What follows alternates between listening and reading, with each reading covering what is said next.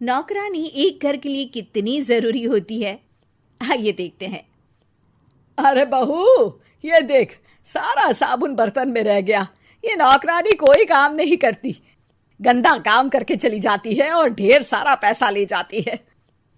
अरे मम्मी जी, उसने तो साफ किया ही था। मेरे ही हाथ से इस ग्लास में सर्फ गिर गया था। अरे बस कर झूठी, उसे बचाने के लिए सारी जुगत लगा ले, लेकिन मैं तो इसे निकाल कर ही रहूंगी। हमारे जमाने में ना कोई नौकरानी थी और ना ही ये चिकने बर्तन। चूल्हे के जले बर्तनों को राख रगड़ कर साफ किया करती थी मैं। अरे माँ जी, मैं कहाँ बचा रही हूँ उसे। और वैसे भी आजकल नौकरानी जरूरत नहीं, स्टेटस सिंबल बन गया है।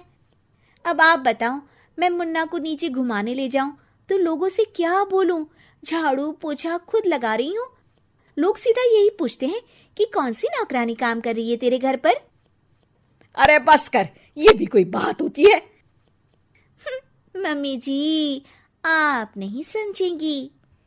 शाम को नौकरानी घर आकर काम कर ही रही होती है कि सास को कहती है, माँ जी, एक बात बोलूं, बुरा न मानना। अरे वैसे तो मुझे तेरी शक्ल ही पसंद नहीं है, बात क्या खाक पसंद आएगी।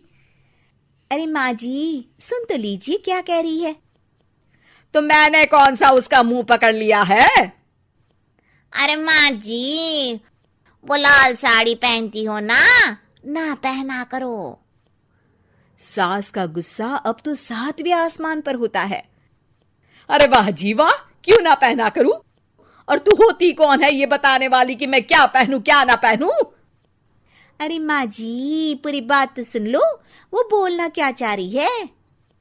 अरे बुरा न मानो आंटी जी।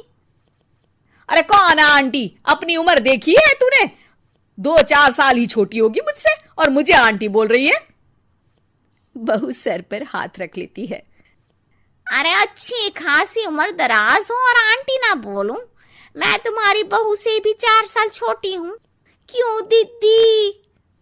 बोलती भी क्या, एक तरफ सास यानी पति की माँ, तो दूसरी तरफ नौकरानी जिसके बिना घर का काम नहीं चल सकता। वो दरअसल माँ जी की शादी भी बहुत जल्दी हो गई थी ना। अच्छा ये झगड़ा छोड़ो, ये बताओ तुम माँ जी को लाल साड़ी पहनने से क्यों मना कर रही हो? वो ना, इनकी उम्र की सारी औरतें सोसाइटी में इनके लिए बात करती हैं कि तुम्हारी सास बुढ़ी घोड़ी लाल लगाम है। बहू को ये सुनकर गुस्सा आ जाता है। अरे वाह वाह, कौन बोलता है जी? खुद क्या है यहाँ की औरतें, बाल सफेद लेकिन टाइट जींस और कोई कुछ भी पहने।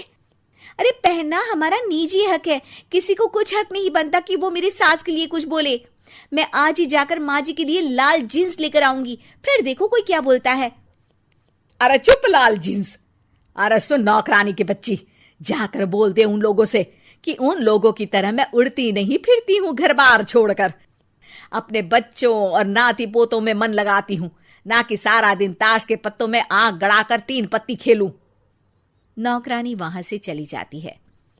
वैसे बहू, नौकरानी के क्या फायदे हैं ये तो पता नहीं, लेकिन सबसे अच्छा तो ये कि पता चल जाता है कि कौन किसके लिए क्या बोल रहा है।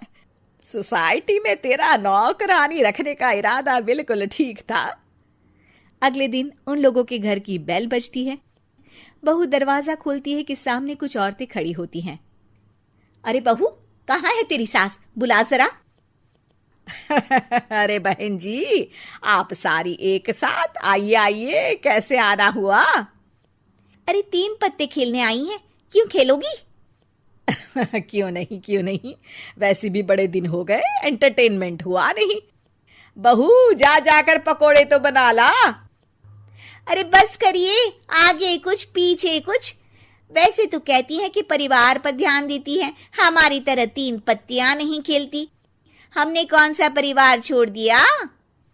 सास सक पका जाती है। अब ये किसने कहा? मैं तो कहती हूँ कि मैं भी थोड़ा बाहर निकलूं। आपने ही तो कमला नौकरानी से ये सारी बात की थी। सास और बहू को अब सारी कहानी समझ आ जाती है कि सोसाइटी की औरतें क्यों भड़क रही हैं। माफ करिए आंटी, मैं छोटी हूँ, लेकिन फिर भी पहले तो आप लोगों ने माँ की लाल साड़ी का मजाक उड़ाया था ना। हाँ हाँ उड़ाया था, लेकिन उससे पहले तो तुम लोगों ने हमारी जीन्स के बारे में बात की थी। अरे क्यों ना पहने हम जीन्स, तुम्हारे पैसों की थोड़ी ना है। सास और बहू सर पकड़कर बैठ जाती है। देखा बहू, ये खेल कर गई तेरी नौकरानी, यहाँ की बात वहां तो वहां की बात यहाँ। दोनों किसी तरह औरतों को समझा बुझाकर घर भेजती है और कसम खाती है कि नौकरानी को नौकरानी ही रहने देंगी।